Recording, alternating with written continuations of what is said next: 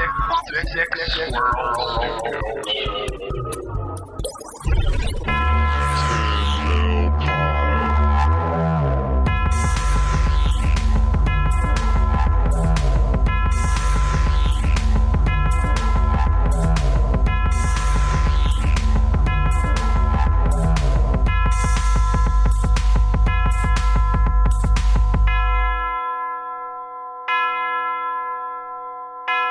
You know what, guys? I've always been very jealous of both of you guys. Like, you guys grew up in the Charlotte, North Carolina area. Like, in the 80s. I assume you guys were old enough to be alive in the 80s. It's true. Barely. You know, you were here in the hotbed of professional wrestling. You know, Rock and Roll Express. Tully Blanchard was living in Matthews. Ric Flair's living off of Providence Road in Charlotte, North Carolina. Like, the wrestlers were a part of the community. So that means, like, you could see these guys that were on the Superstation, and they'd be at the same grocery store that you would be at. So, like, I'm sure you guys ran into a whole bunch of professional wrestlers growing up as a kid. Was there ever a time where young 8-year-old Micah ran into Ivan Koloff? You know, your enthusiasm for this whole thing, I was really excited, but now I think how I was in the hotbed of pro wrestling, and I didn't run into fucking anybody. What about you, Nick? Don't let me down. I saw Caleb Conley at Walmart one time. That doesn't. And he remembered me enough to come up and say hi. No. We're talking about Harley Race. We're talking about Road Warrior Hawk. You mean you didn't get on a flight where Jimmy Garvin was the pilot? Like, I mean, like, nothing? I thought you guys gave me a little bit more. I mean, the fact that, like, I almost accidentally was in the same town as Bob Orton Jr. one time in college sounds far more impressive than any of the stories you just laid out for me. My second grade teacher saw Dale Earnhardt at a Citgo. Hey, I cooked for Michael Jordan one time. That's LeBron. Come on. Fuck you. Welcome to 10 Bell Pod. I am Nick Alexander, live from my studio in Burbank, California. All the way over in a different time zone in the Manning Cave is Micah J. Loving. Hey. As well as the meat parading, title raising, tent beating, low carb eating, trust falling, funk moon salting, the people scout, Jake Manning. Also low calorie, because I don't eat very much at all. Not only do I not eat a lot of carbs, I don't eat a lot in general. You are withering away. Yes. Today we have a bit of a sad story for you guys about someone who's one of the fastest rising indie stars of his era. He was wrestling royalty. He was the second coming of styling and profiling. He was Reid Flair. And as devastating and tragic and sad as this story is, mostly because we have to talk about year 2000 WCW, a super cool thing about being able to cover Reid Flair is how many times the man scout Jake Manning pops up in the timeline. You are all up in that Wikipedia page. Richard Reid Flair was born February 26, 1988 in Charlotte, North Carolina. Reid was the youngest son of Rick and Elizabeth Flair. He had a half-sister, Megan, half-brother, who was WCW's David Flair, and Reid was the younger brother of Ashley, who is one of my favorite wrestlers in the world, WWE's Charlotte Flair.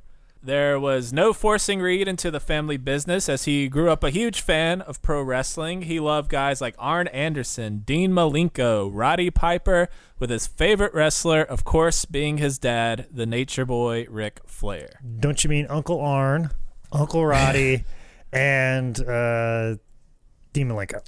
I don't know how close Dean Malenko. Dean seems like Shitting on Dean like you're Chris Jericho over here. I'm not shitting on Dean. I just don't think Dean hung out with like Flair socially. They're two completely different people. What part of the Iceman doesn't mean partying? Yeah, I mean, the only ice that Ric Flair knows about is whatever's in his kamikaze, you know.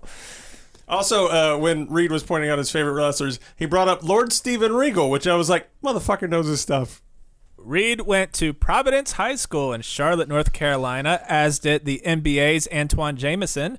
I played basketball against Providence, and since Reid was just a year younger than I am, there's a chance he was there. Probably not, but, you know, maybe.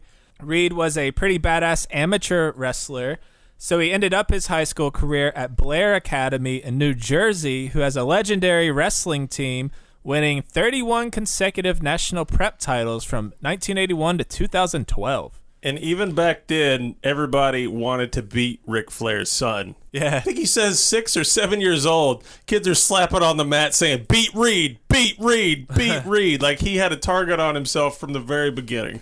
Yeah, and there was a lot of like myths and like urban legends about the Flair kids and their high school years. Like I think there was even like an amateur match where Richie Steamboat and Reid squared off against each other, and like that was like a big deal. There was a tournament or there was something where they were going to wrestle each other and it was going to be like a big deal. And but the rumors had high cross bodies and fucking yeah, exactly. But like there's just so much like anticipation for it for a high school wrestling match, and of course Rick being there supporting his son a lot.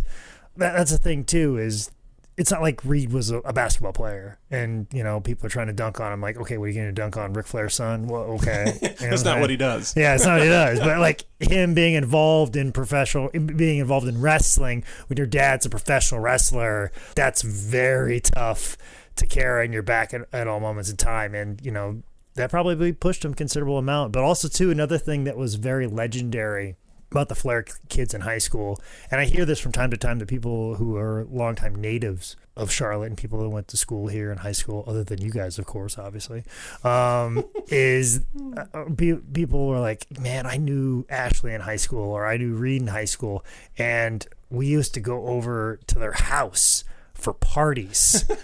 And like Reid would wear his dad's robes, and apparently like Arn's son would be there too, and it would just be like all these kids, because it was one of those situations where they were the type of parents who were like, hey, I don't want you out getting in trouble, but if you're here in my house, you can have a few beers, you can have a few drinks, just don't drive anywhere. You're here all night. Yeah, you can just stay here all night, and then you'll be safe and you'll be fine. It was one of those types of parents, those type of households. So like I've run into many normal people once they find out I'm a wrestler, they're like, oh, I used to hang out with wow. Ashley at Ashley's parties, and I used to take out at Reid's house because of Reid's parties. And when I run into people that are roughly about that age, or people not that age, like their parties were that legendary that people that were way older or way younger just ended up there for whatever reason.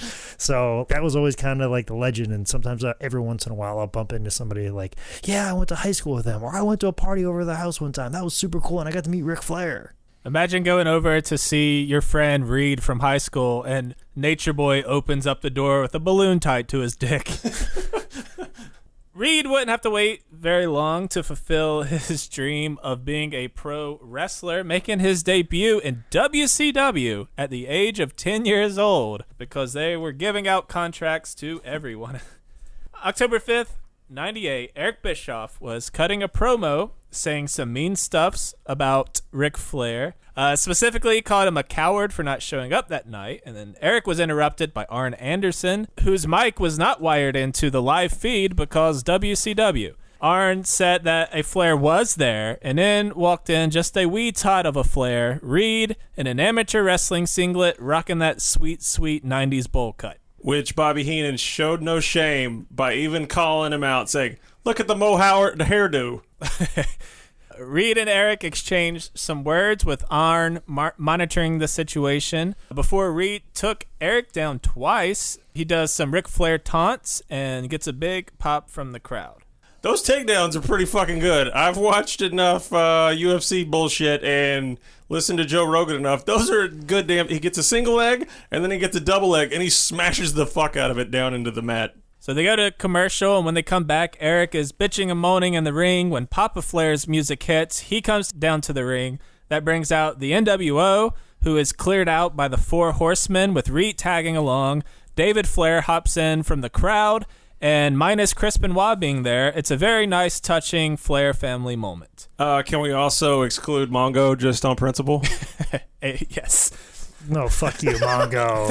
I'm a Mongo apologist. Oh, God, I'm quitting the fucking podcast.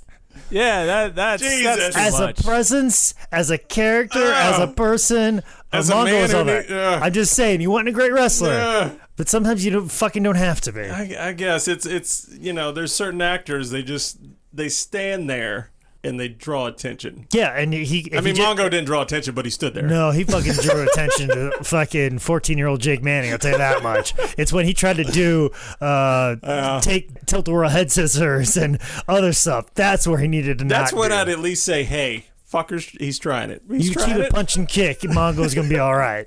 3-point stance. Well, for the subscribers we still have left,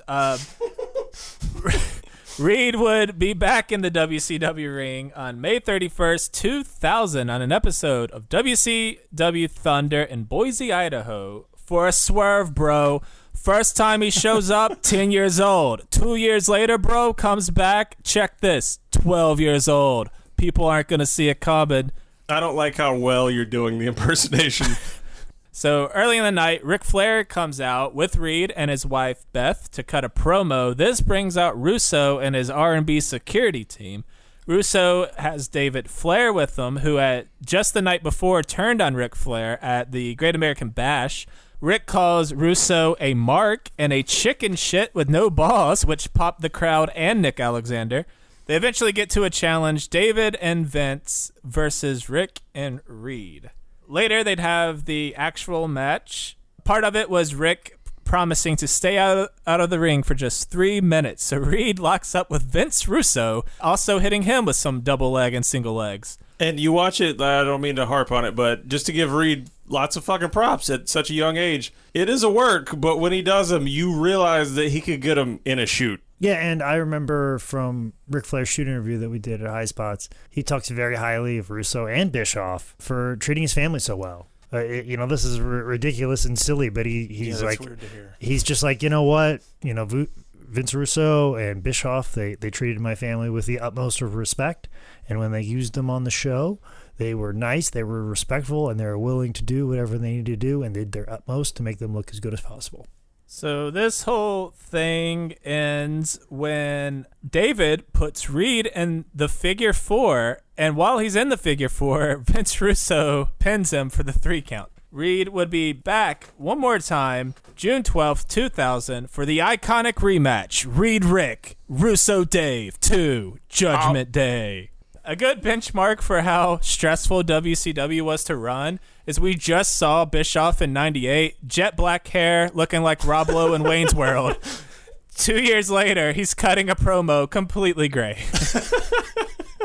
But we're number one. Everything kind of goes down exactly like the last match. Russo comes down to the ring with David Flair. They cut a promo. Rick answers. They issue a challenge that eventually leads to Ric Flair and Reid Flair against David Flair and Vince Russo. Later, they have a match, I guess. Rick gets David in a figure 4, and Russo jumps in and just wails on him with a bat. It is graphic.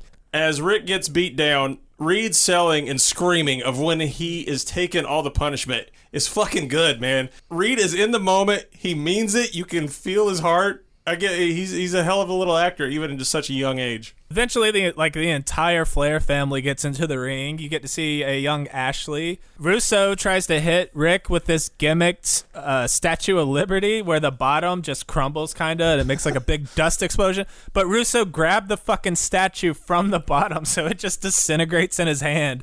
So he just starts hitting him with the plastic part. It's something. Shane Douglas is on commentary, and he gets to scream, Ric Flair's career is over. I figure that's a long-term goal of Shane Douglas. Yeah, that's a good point. So they eventually shave Rick's hair. They even buzz Reid's a little. And then in less than a year, WCW closes forever. Well, it's funny, though. There's a famous story through Something to Wrestle and other podcasts and even Flair Shoot Interview is when Rick was going through all that stuff with WCW, WWE ran a pay-per-view in Greensboro, and they were going to bring in Rick and Reid, and they were going to have somebody come down to ringside and say that we have a very famous North Carolina wrestling champion sitting in the front row. And, of course, Rick is in the shot, but then they walk over to Reid and interview Reid. Nice. Just to kind of like stick it to WCW. And, they were thinking of whether they can do that legally. You know, he would obviously have to buy a ticket, so he'd be a fan going to the show, and for them to do that, but also kind of stick it to WCW. So if they did that and then Flair reconciled with WCW, essentially Reid could have made his WWE and WCW debut before he was ever 14 years old. Wow. Think about that. After taking 8 years to wash the Russo off of him, in 2008, Reid was trained by the late, great Harley Race, who we just lost, R.I.P. Reid would make his adult wrestling debut December 6, 2008, at High Spots Presents the Nature Boy Ric Flair and the Immortal Hulk Hogan in Charlotte, North Carolina. Right after Ricky Steamboat Jr. beat Jake Manning with a flying crossbody, Reid teamed up with his brother David to take on the Nasty Boys with Hulk Hogan as special guest ref. Sorry, I want to rewind a little bit. He gets trained by Harley Race. I mean, do we want to touch on that now? But just like, you know, I think I'll try this out. I'll get one of the greatest of all fucking time to train me. Well, Reid received a lot of training from a lot of people. I can't remember if he went directly to Harley's right away, but he definitely took some bumps with George and took some classes with George. Also, too, Rick did a lot of training with Reid. You know, you just mentioned the High Spots show that happened in December of 2008. Well, that December show in 2008 was the last of 6 scheduled appearances that highspots.com had scheduled with Rick, because once Rick left the WWE and he was on the market as a free agent, everybody was clamoring to get him, because Ric Flair was seen as like the guy to get as far as autograph appearances and wrestling shows and other things, because we're not too far past the nostalgia kick that came in around 2005, 2006. We're a little bit removed, but everybody, when they were doing those in 2006 and even 2007, they're like, man, if we could only get Rick to do these shows for like these legend shows that are happening all the time, where Rock and Roll Express is fighting Midnight Express. It's like, man, if we could just get Rick.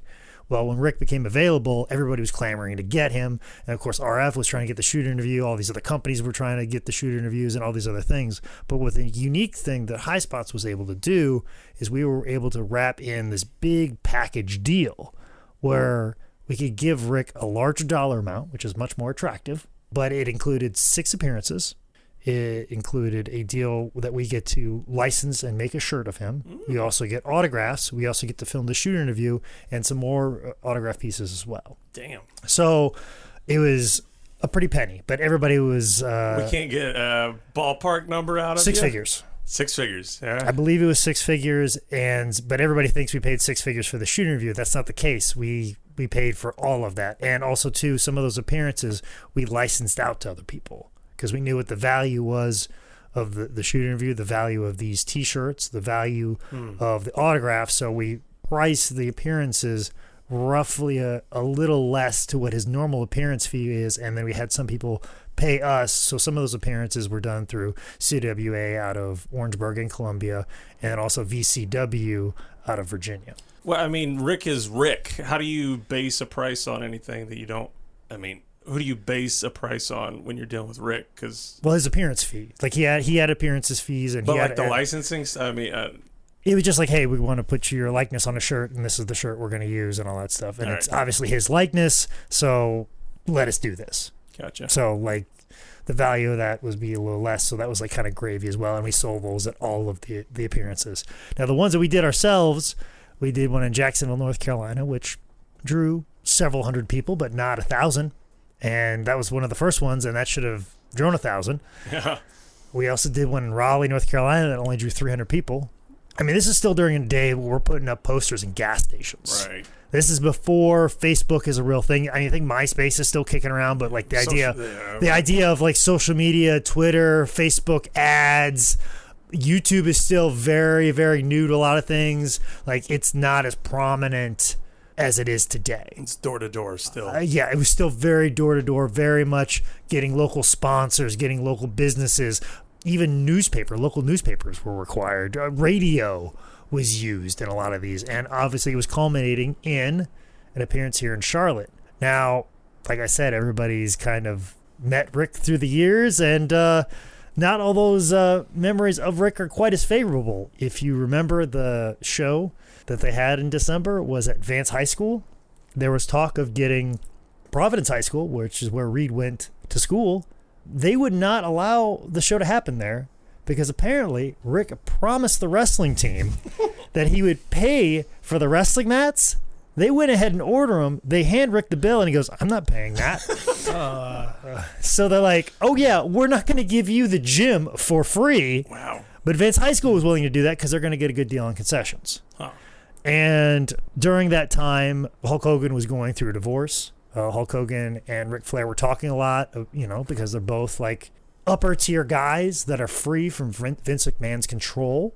Hulk is making his own deals. He's got his Hogan Knows Best TV show, and he's making his own deals, and he's carving his way through this new emerging media empire that is himself. And Rick is trying to do this himself because he's always been on the umbrella of WCW or WWE, and now he's out there for himself. So Hulk and Rick are getting very close just because of business at this time. Also during this time, it just happens to be when you had Richie Steamboat getting into training. Dylan Eaton, Bob Eaton's son, is getting into training. Lady Tappa, who is the Barbarian's niece. So there's a lot of second generation nice. Wrestlers that are around and they're wrestling. And obviously Reid has an interest as well, which brings us back to the whole original thing. Like there were times at the office because we had such a good working relationship with Rick, and Reid wanted to train and he was in town. Basically, we had to be on call at all hours of the day during the work hours. Because Rick would call and be like, hey, I'm going to be over there in an hour. Because we had a ring set up at the office.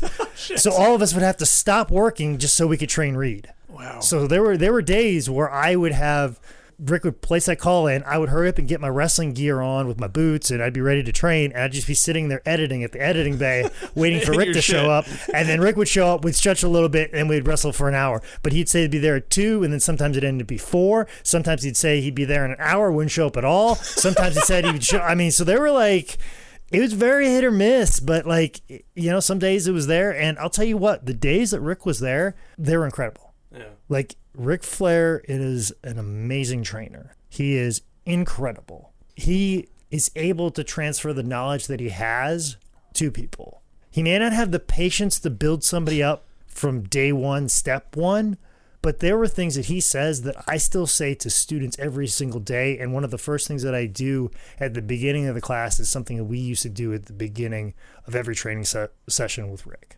And he's incredible. One of the best. Just learning about artists in general, just over time, you learn about these people that are so fucking great at something, but they can't teach it, they can't translate it, and it's just to hear one of the greats is always like, yep, that's good to hear. He can, but for a different level. Like it hit more so with me than maybe it did Reid at the time. But Reid was getting a lot of stuff thrown at him. What happens a lot when you have somebody like a name, and it happened a lot with Tessa, is that this is Rick's kid. I want to put my belt on him so that way when he goes off and is successful, I made him a champion, then he remembers me on the back end. And they basically just promote you and elevate you so they could exploit you.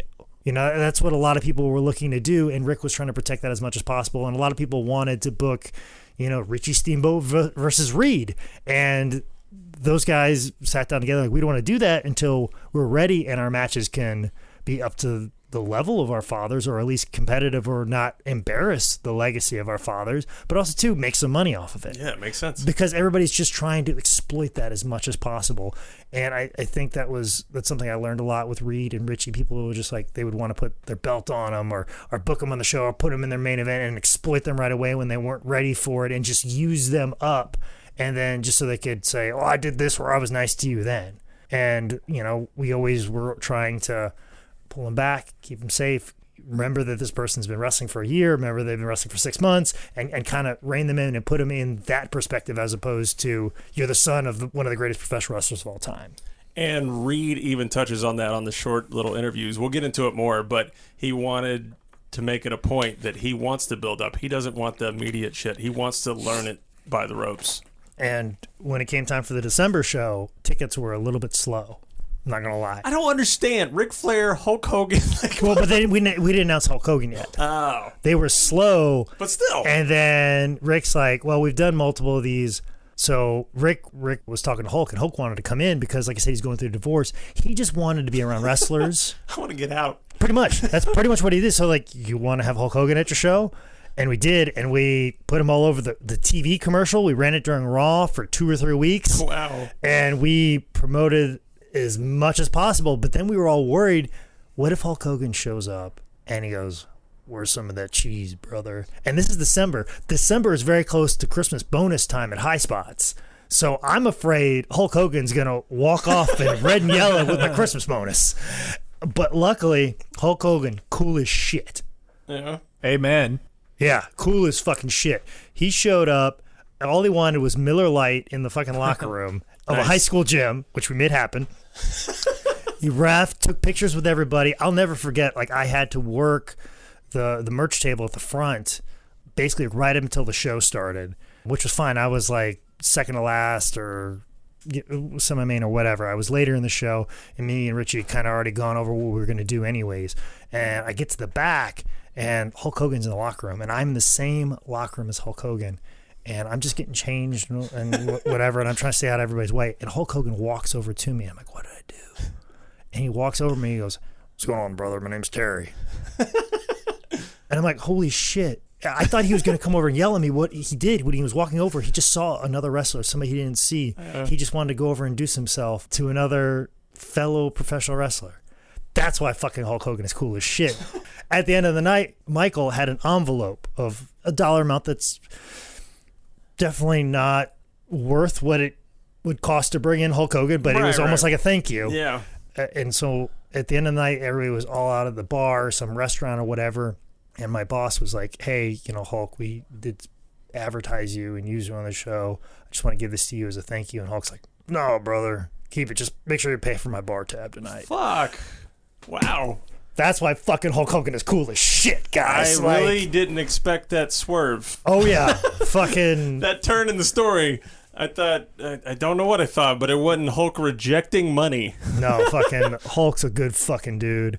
Came in and, like, sold that show out, made it a great atmosphere, great fucking moment with Reid, David, and Rick all in that figure four. And, I think TMZ was there. Yeah. And it was just super fucking cool.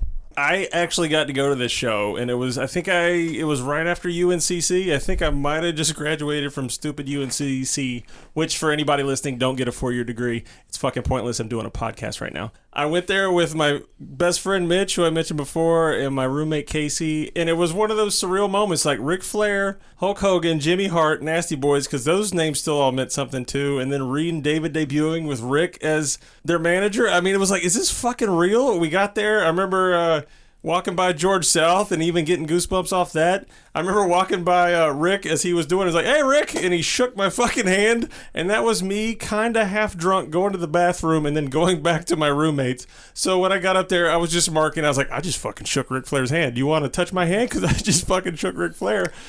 I remember there was an intermission. My best friend Mitch, his now wife, brought us more alcohol and we drank it in the parking lot during intermission because that's how fucking awesome Courtney is. And then we went back in. It was fucking, they put on like a 25-30 minute match, and it was one of those moments where you get to take part in a small show with the names that are humongous and it doesn't feel real. Well, it's funny that you said that you drank out in the parking lot because you weren't the only one that night. At the end of the night, when it's all said and done, like we're talking about how marvelous and fantastic this night is, keep in mind, this is like every single night with Hulk Hogan and Ric Flair. Yeah, it's true. How are they alive? And it doesn't mean nothing to them. It's like it's whatever. This is just another day at the office, and it's whatever. And the fact that this is high school doesn't mean anything either, because at the end of the night, like I said, there was some Miller Lite in the high school locker room.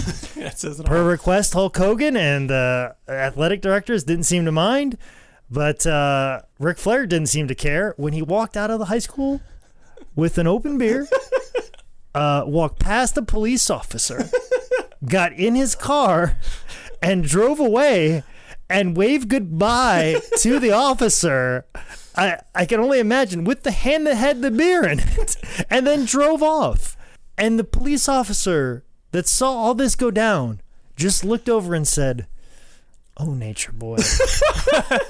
Like, that says it all. But, like, as much as we laugh about it, it just It's, goes to show, fuck. like, the mere celebrity and power that the Flair name has in Charlotte, North Carolina, for good or even for bad.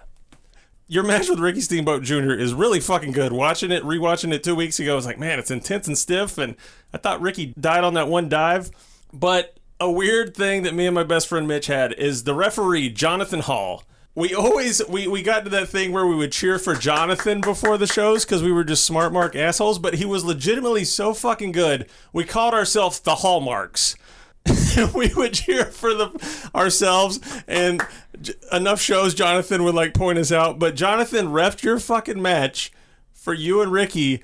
I haven't seen him anymore, and do you know what happened to Jonathan Hall? Because I've looked it up. I've gone on Twitter. Like, he got a great picture with Hulk Hogan when Hulk Hogan had the referee shirt on. He could have been a referee for TNA. The Hepners loved him. no, But I threw a box at his head just as a joke, like an empty box. I just kind of like boys playing around, and he said "fuck this," and he left right before he was supposed to drive up to a TNA show and be a referee on a TNA show and probably get a job as a referee, as a TNA referee. But at the same time, too, if you can't handle Jake Manning throwing an empty box at you, you weren't going to fucking make it through Bully Ray. Jonathan Hall, if you're out there listening to this, you're fucking amazing. And I only reason I threw an empty box at it because I was just joking around. I was just playing around. Like, I would have done that shit to fucking Caleb. I'm sure his story is a lot different, Jake. He wasn't looking. I was like, it's bad. As cool as those stories are, there's a lot of bad things that were also happening in Reid's life around this time. Reid had a series of events that a lot of people, I've seen them label it as a cry for attention from his dad. Some say a cry for help. No matter what you want to call them, they were huge warning signs that were all sadly ignored. June 23rd, 2007, Reid was arrested for assault and battery. This is 2007. That has to put him at like 17, 18. So I'd imagine it was just some fight. I couldn't find anything about it. March 4th, 2009, Reid was arrested for a DUI in Mecklenburg County, which is a much more serious crime, which leads to one of the biggest ones. Reid was arrested April 26, 2009. He crashed his car driving intoxicated, and police found in that car black tar heroin, and he faced felony charges. He was charged with driving while impaired, driving with a revoked license, and possession of drug paraphernalia. He was released after a $15,000 bail, and you really just wish this would have been rock bottom.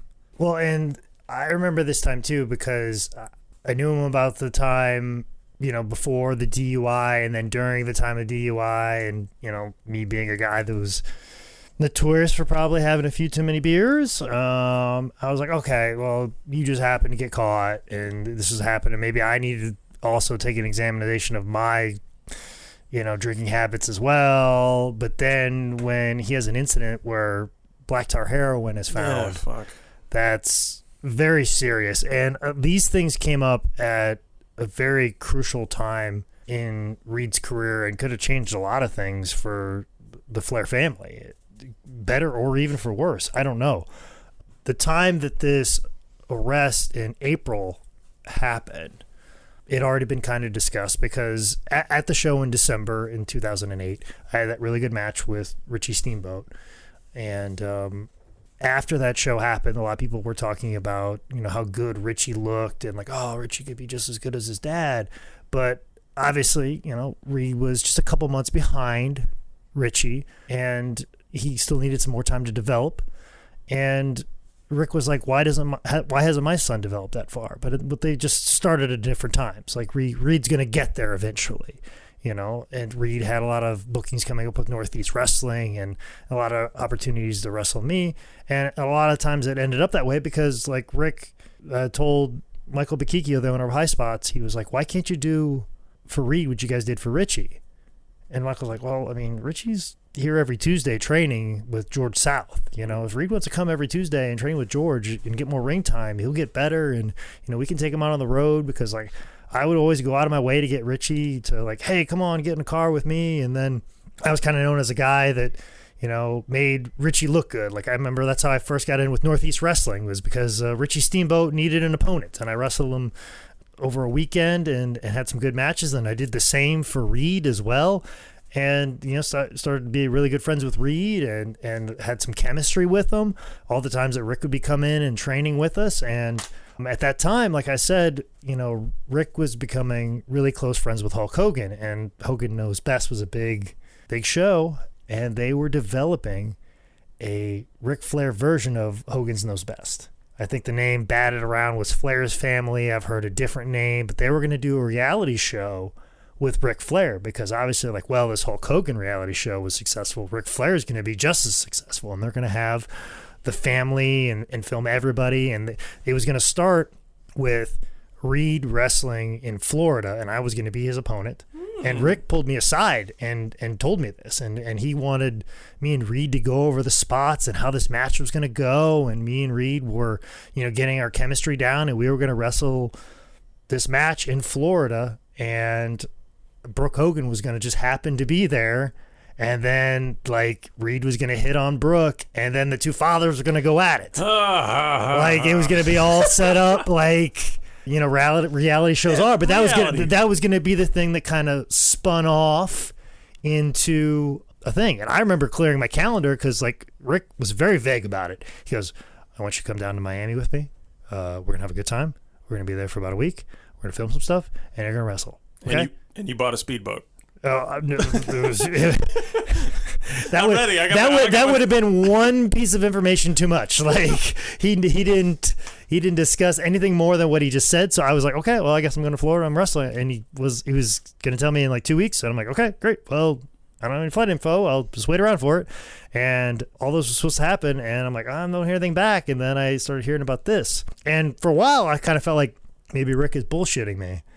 And it wasn't till probably 2 years ago maybe, I was doing a comedy show at Jackie Knight's Comedy Club in St. Augustine, Florida, and one of the comedians there was a PA for I think Pink Shoes Media or Pink Shoes Production House, the people that produced Hogan Knows Best.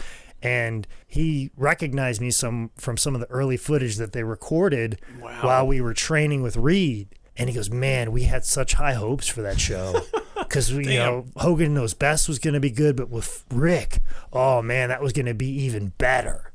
And they had this whole reality show mapped out and the things they were going to do. They'd already filmed some B-roll footage and some footage of Flair, running training and training us and all kinds of stuff. And it was going to be this big thing. And I was going to be on this reality show with Reid. And then this incident comes up, and then it's never discussed again. And then they realize that they need to focus more on getting Reid's life back together. Damn. And what's even funnier is one of the arresting officers, or one of the officers that was around in the police station when Rick came to pick up Reid. I have never been able to figure this out, but actually I think it might have been one of the arresting officers or one of the people that showed up as backup. In a situation like this, there's multiple officers that show up. One of those officers that showed up actually ended up being a woman I ended up dating months later. And it's really fucking weird. I think I've heard jokes about this on stage. Yeah, it's very, very weird that this woman who was involved in this arrest of Reid was a woman I ended up dating. Also, too, she's the same woman who pulled over Matt Hardy for speeding on his way to a training seminar at the High Spots Wrestling School the first month I was here in Charlotte, North Carolina. So basically, when I dated this woman, she thought wrestlers were trash. So, yeah. So she was definitely the type of girl who was like, I'm going to fix him. Yeah, or forcefully fix him. That sounds hot. So then after that, it was just we're always just concerned, is Reid going to make it to the show? Because now it's just more than just he's going to have a few beers and got behind the wheel and got a DUI. That's very serious, but you can correct. You can make that mistake once, and people will be forgiving, but a second mistake, they won't be so forgiving. And this ended up happening. And of course, this is during the time where black tar heroin is very prevalent in the Charlotte area and a lot of areas across the country. Upper middle class. Upper middle class kids getting hooked on black tar heroin. This was just a really awful time. And he was really kind of struggling with it. I'd hear these stories I'm not gonna share them on the podcast, but I remember like pulling him aside one day. Probably it was like a Northeast Wrestling show, like training or somewhere, or some random indie show or whatever. And I remember telling him, like, hey man, if you just want to like hang out and have a few beers, there's a bar just a few blocks away that, like, if we get too drunk, we can walk back home to my house. Yeah. Like, I'm not going to do all that other shit, but if you want to get drunk and bird dog some chicks and be obnoxious, You don't get fucked up. like, I'll be your Huckleberry on this one. Like, you don't need to do that other stuff because, like, just think about like Reid's whole life. Probably experimented with narcotics way younger than he should have, and probably that person who was giving it to him was like, "You're Ric Flair's son. Come on, you know your dad would have done it. Your dad would have done twice as much as everybody else." And then he goes, "Yeah, my dad would," and just having those people push him to that level, and people push him to something he didn't need to do just because his dad has this reputation of being a partier. And I remember seeing that, and I tried. I gave him my number. I was like, man, you just want to hang out. I'll go pick you up wherever you are because I know you can't drive. So I'll come hang out with you. If you want to go to a nicer part of town, I'll find something nice to put on. We'll go there. But if you want to go to a bar where you can be obnoxious, have some food, and walk back home and sleep it off the next day, I'll hang out with you. And there was like a moment there where I think he was gonna take me up on it, and goddamn, I wish he would have. Because I think we could have we've been some, real good friends that way, but just on the case.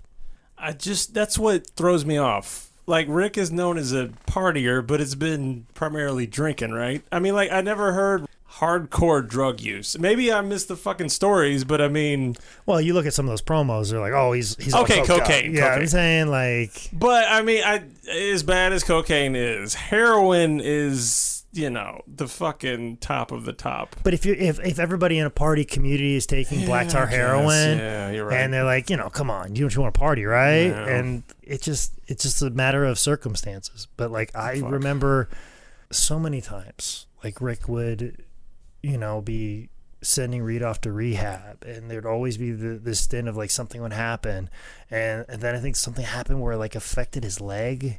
And it was like physically paralyzed him in a portion of his leg. Fuck. Like it was like he had some bad ODs, man. Like it was getting gnarly. It was getting bad, and we all tried to be there as much as possible. But then he'd get these moments, these like little glimmers of like hope. He'd be at a show, and he would do a lot of like local shows. Like he'd do a lot of XWW shows. He'd do a lot of like Trans-South shows in South Carolina, and OSCW is actually where I wrestled him back in 2011. I think it was around Hanahan, South Carolina, somewhere. Of course, I'm known as the guy that puts over the second generation star. So they put me in there with Reid, and I remember when Reid first started, when I first would wrestle Reid like in Northeast Wrestling, he was trying to like, I don't want to do that because my dad did it, because he looked at what David did and he felt like David copied a lot of what his father did. And he was trying to be different, but he didn't know where he wanted to go or what he wanted to do. He did some William Regal stuff, so it is true that he had an influence there. He was always trying to do something fancy wrestling-wise. He was trying to figure something out. And then when I wrestled him in 2011 after, like, ODs, and he almost kind of came like a punchline in professional wrestling. That was kind of sad. I read that he had 3 ODs in the span of 2 years, according to police reports. Like, yeah. Fuck. I was, like, looking stuff up. No, it was bad, but that was just like, fuck, man. Yeah, we always just feel like there was something and then like it just felt like it was almost like a punchline, and it was really sucked. So when I came to him again in 2011, I was like, "What do you want to do?" He goes, "Oh, I'm just doing all my dad's stuff because I know it works." And I'm like, "Well, okay, well we could do all that, but is there anything else new or anything you want to try?" So I was like, "Oh, how about this or how about that?" So like I was just there for him, supportive for him, and I'll tell you what. We had a good match. Oh, it was, man. I looked awful. That singlet I wore was horrible, by the way. So, Blinded by the white, I believe is they called it. Yeah, I was still figuring out the Man Scout character. I wish you could look back at that match and I would have better gear. But you had the book. You were reading out of the book. You were doing, it was proto Man Scout, even though I'd been doing it for 4 years. Still hadn't figured it out yet. But I remember that match, and like I remember him just being there for everything and listening and coming up with them and just being there for all the spots. And I think we wrestled for a while. I don't know. I think it was about 12 to 15. Yeah, it was like a 12-15 match, but it wasn't like an 8 or 10 or a 6 No, or 8. it was solid. It was right there Especially in the middle. for a smaller. Yeah, it was some time. It wasn't like a 20-minute or a 30-minute match, but it was right there. Yeah. A little bit more than usual. You had breathing room. Yeah, and I just remember like having that match and then just being like, man, this is the kid that should be out there, And I this was like, obviously social media kind of developed and Facebook had kind of become a thing. And I remember just thinking about it because I was driving back home from South Carolina and I actually pulled over on the side of the road and I made this Facebook post. Like, I know there's a lot of things said about Reid Flair, but I just wrestled him tonight, and he was incredible. And any promoter that gets an opportunity to book him, you should. He's so professional. He's great in the ring. He's a welcome addition to any locker room that you're going to have him in, and you got to book him. He's definitely worth it, or something along those lines. Like, and I don't put people over on Facebook. I don't, or social media, or anything. I hate that. I hate it when people do that. I like it when people do that for me, though. I do appreciate that. But like, I hate that whole like after you have a match with that person, you put them over. But I just felt like people had said so many bad things about him that somebody needed to step up and say something good about him. And I remember him hopping in the ring truck with me for another show in South Carolina where we had to do the ring. And I think I wrestled Scotty 2 Hotty that night. And Reid just wanted an opportunity to just wrestle on the show, and we kind of could just make the card. All they wanted was Scotty 2 Hotty on the show. And that's what they're paying for. Yeah, and then pretty much anybody else could be anybody else. So like I was like, Reid, if you want to show up early and be in the ring truck, you can come down with me and we can set up the ring and you can be on the show. And he goes, yeah. And sure enough, he showed up early. He didn't show up late. He got in the ring truck, helped set up the ring. He went and found a broom himself and started sweeping out the ring. And I remember just like if I had a camera phone, I would have took a picture of it. Because I just remember just standing there watching this. And this is probably at the deepest time of people just like seeing Reid as a punchline. And I just remember like I said, if I had a camera phone, I would have took a picture of it, I would have put it on Instagram, and I just would have like, this is the Reid Flair that I want the world to see. This kid set up the ring and was sweeping it out. And just so he could wrestle on the show that night. I think he wrestled like the second match or whatever, but he was just happy to be there and happy to be around professional wrestling. And I just fucking wish we would have got more of that kid. And I wish we would have he just would have like said, fuck all this dumb shit, fuck all this partying, and just focus on that. And I think there were times where he did, but something would always fucking happen. And anytime you felt like you had him at that point, that you're like, okay, he's been humbled, he's here, he's focused on this. Like there are times when he would wrestle for XWW or like PWX, or there's multiple times he would come in and it's like, okay, Reid's back and he's focused on professional wrestling. And yes, this is going to be the moment where it comes around, and he was always a blast to hang out with too. Like I'll never forget, I was at one show somewhere, I think in Gastonia, North Carolina, and it was at an armory. And of course, like everybody, they try to exploit the Flair name, and they always try to do their own version of the Four Horsemen. Yeah. And they put Reid in there, and Reid's like in there, and then whoever the big heel is or whatever it is.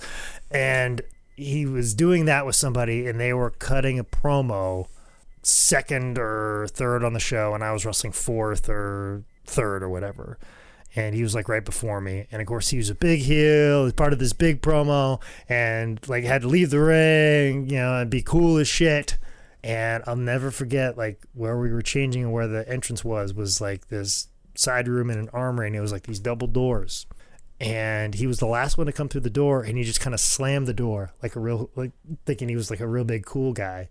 And what ended up happening is the doors are supposed to be like flush. Well, he swung the door so hard that one of the doors got put on the inside of the other door, so I couldn't open either of the doors. He was trapped. We were all trapped. And I was the heel of the next match, and nobody could open the double doors to go up for the match. And I'm like, what thing? Like I couldn't get out. And there was a side door, but it was like the long way around. My music's already playing. I'm trying to open the door, and I look at Reid like, what you do to the door? And like Reid looked right at me, and swear to God, like just like his old man, he just like, I'm sorry. Like it just like it was. I was like, what? That's the kid I want. And I like when he said, as soon as he said that, I couldn't get mad. I was so mad and irate. But as soon as he goes, I'm sorry. Just like it sounded just like his dad, and I was just like, man, I get it. I get why people allowed Rick to just do so much dumb shit, and then he would just be like, "I'm sorry," and your heart just fucking melt for the kid, and yeah, that's what I think of when I think of Reid Flair. I just want to say you put him over on social media, you said, but if you watch the video, you put the fuck over him on the mic to the crowd and get a great response. And I don't remember doing that. Are you serious? No, I don't remember that. Have you not rewatched it? No. Because that singlet is awful, man. Hey, man, blinded by the white. It was worth it for that line. But no, you're about to walk off. You grab the mic. You basically, the essence of the promo is you just get in that ring, and you'll get better day after day after day. And you even tie it all in beautiful. It's like, and that's a scout's honor. And the best part, you sell your fucking leg walking out because you lost by figure 4.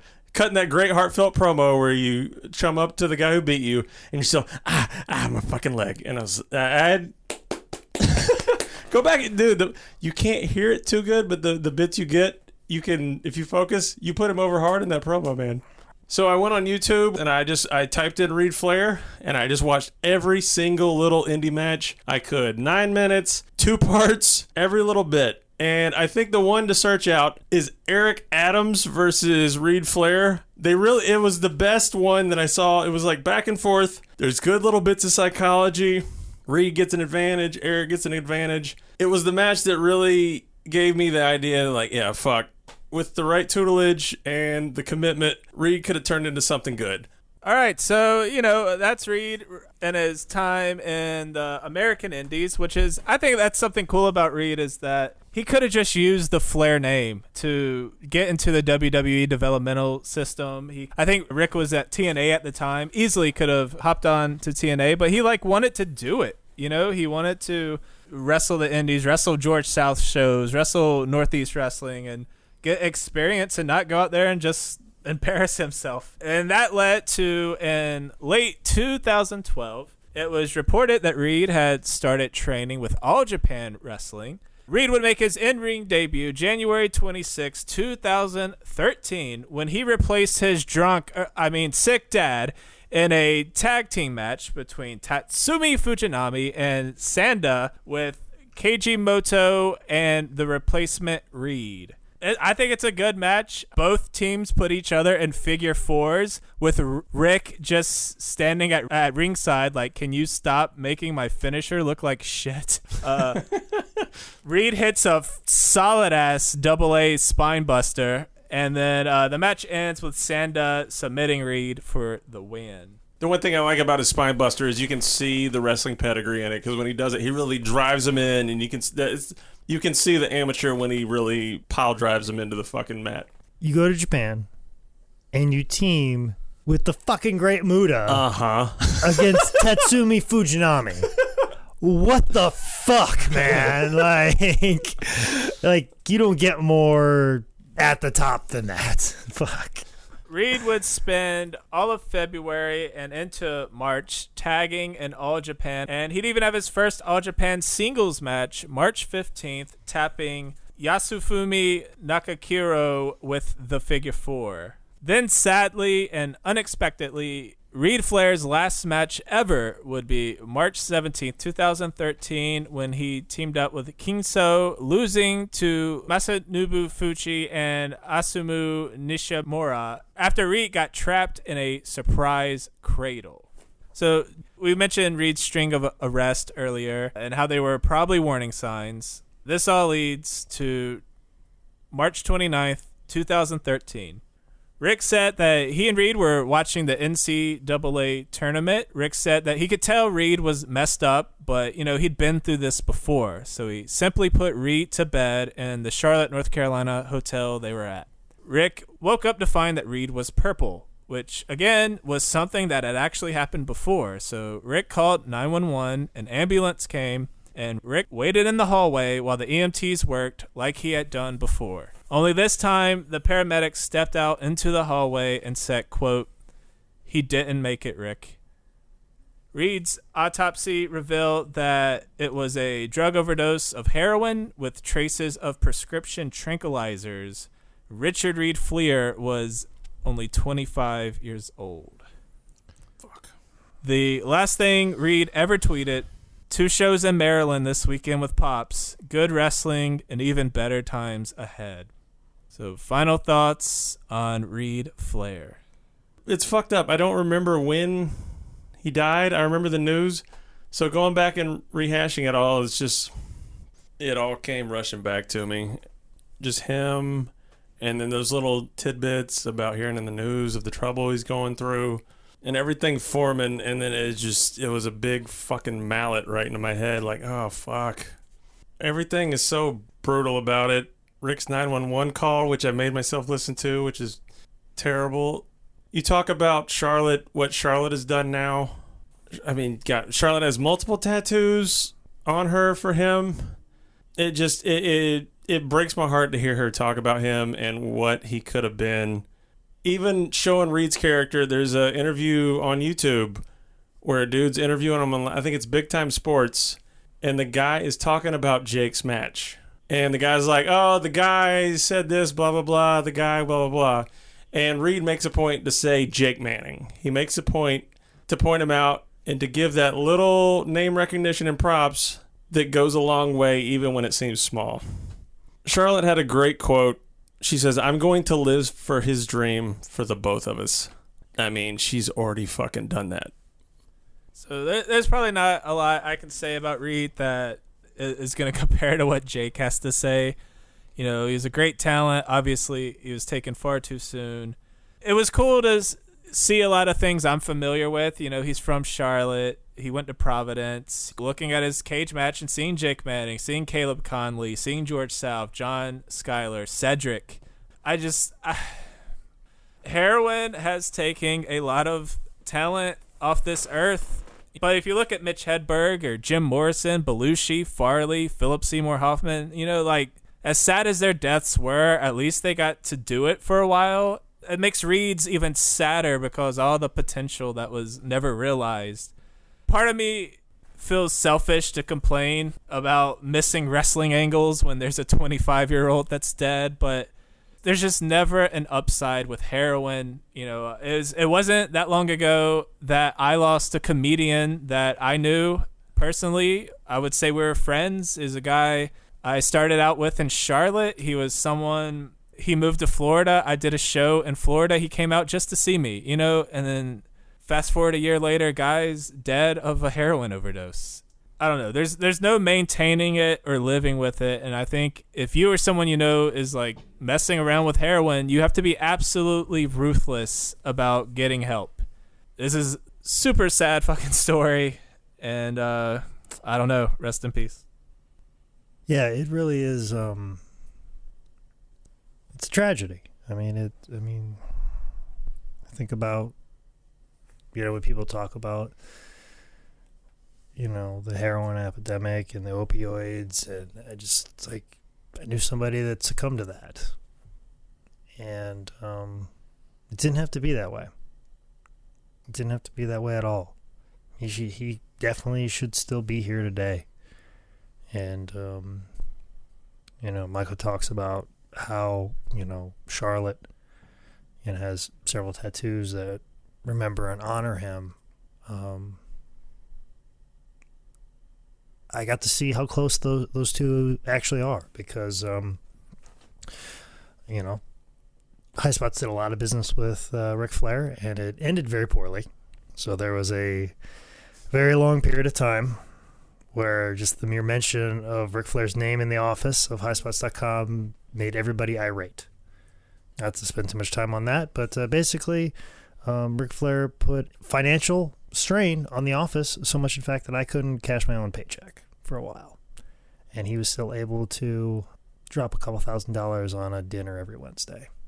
And so, yeah, it's very hard for me to watch Ric Flair promos and then, see him as a wrestler and enjoy his wrestling career. And it was very, very upsetting because he put me and the company I work for in a very difficult financial situation.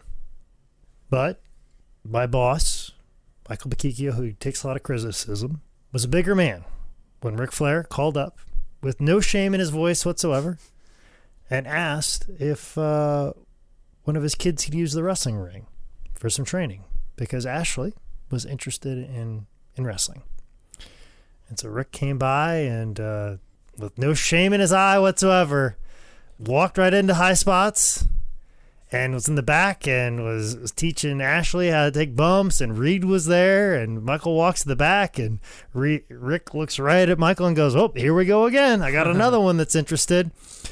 And Ashley would show up at the office and train from time to time, and Reid would be there. And because Ashley was, I think she was either signed or she had a start date, or she was for sure going to NXT or the Performance Center or whatever they had at the time. She was going to the developmental system, but she just kind of wanted to try it out and see if it was for her, get a feel for it, kind of like see what she's in for. And Reid would be there. And when Ashley would have like a difficulty grasping something, or she'd have a tough time with something, I always remember Reid would be there, because I just right next to the ring at that time, my edit bay was right there, so I was trying to ignore Rick as much as possible and trying to focus on the work. But when Rick wasn't there, I'd kind of pay attention, casually listening. And when Ashley would have like a rough bump or something wasn't going right, she would be very hard on herself, but Reid would be right there for her and be like, "Ashley, it's okay. Ashley, you're going to be so good. Ashley, you're going to be so much better than me. Like, you're going to be the one that everybody talks about in her family. You're going to do her family so proud. You're going to be awesome." And he was such a wonderful, amazing brother and a cheerleader for his sister, who's become one of the best wrestlers in the entire world. And who knows, if she didn't have that early encouragement on those first couple steps in her career, she might not be who she is today, or even a wrestler at all, if it wasn't for him pushing her along and encouraging her and being there for her as a brother. We can talk about him being a wrestler and the mistakes that he made, but he was an amazing brother, amazing guy. And at the High Spots office, we have a lot of people's autographed pictures when you come into the office, and one of them just happens to be Reid's. And I can't tell you how many times since his passing that I've walked into the office early morning, mid-afternoon, Sunday afternoon, late night, whenever, and probably when we get done and I got to go to the office later at night and I got to walk in and look at that wall right at the front of the office, I'll probably look at Reid's picture like I do from time to time and just look right at that picture and just stop what I'm doing and just go, this didn't have to happen. He should be here today. And that's what I think of every time I think of him. He should be here today. None of this should have happened. So that is our episode on Reid Flair. If you want to support our podcast, head over to patreon.com/10bellpod. Leave us a rating and a review so we can stick it to the man, not Ric Flair. Find us on social media at 10bellpod or 10bellpod.com. I'm Nicolessa on all the social medias. Mike is JTrotter27 on Twitter, and Jake is Man Scout Manning on all the social medias.